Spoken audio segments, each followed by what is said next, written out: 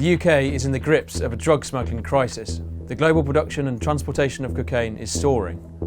Criminal gangs are staying ahead of border force because they are ever evolving their tactics in how they smuggle drugs into the UK. So how do the drugs find their way to festivals and nightclubs across the country? And what are the authorities doing to stem the flow of these drugs to an insatiable market? We joined a border force crew to see firsthand how law enforcement is fighting back. Colombia has broken its own record for cultivating coca, the main ingredient of cocaine. Colombia's coca harvest area increased by 43% last year, the highest figure in 2 decades.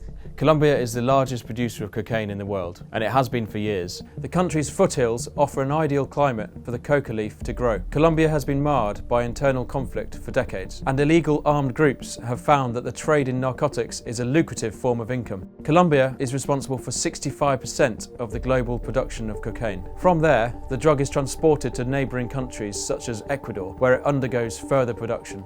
Then it's transported onto container ships, where it starts its journey towards the UK. Most of the drugs seized by Border Force in recent years have originated in 4 countries: Colombia, Ecuador, Panama and Brazil. Albanian crime groups have seized control of the cocaine market throughout the UK and are responsible for most of the regular shipments into the country. The UK is trying to tackle the problem by training up Border Force counterparts in countries in South America to try and spot the drug before it leaves.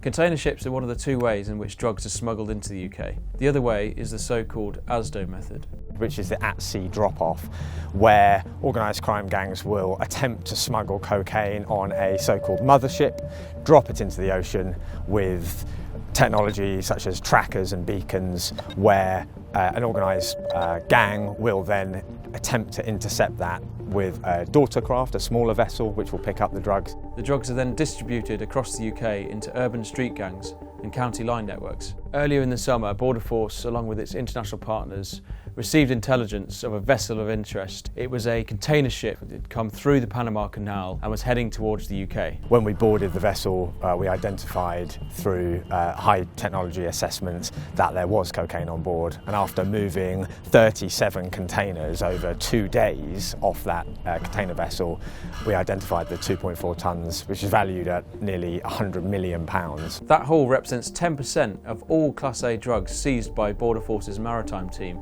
over the last 5 years. Border Force is on course to seize a record amount of Class A drugs for the 2nd year in a row. In the last couple of years, I've been looking at the UK drugs market, and in that time, the consumption of cocaine has remained stable. There's been no significant increase in consumption, and yet the volumes coming into the UK have increased. So what's going on here? It looks like criminal gangs are factoring in a certain proportion of their drugs being seized by the authorities. So you think with this record amount of seizures that the UK was winning the war on drugs, but actually it's the opposite. Criminal gangs are largely unaffected by these seizures because they're sending such large levels that they're flooding the UK market with their supply. I think gangs are adapting to the success of the Home Office and of Border Force Maritime in particular. We have clamped down on the importation of drugs. Clearly it's still a massive issue in the UK. The production globally of cocaine is soaring. What has really struck me on this trip and researching this topic is the sheer amount of cocaine being smuggled into the UK, and the fact that a seizure of 2.4 tonnes of cocaine, a street value of £96 million, barely touches the size of the business model of these gangs.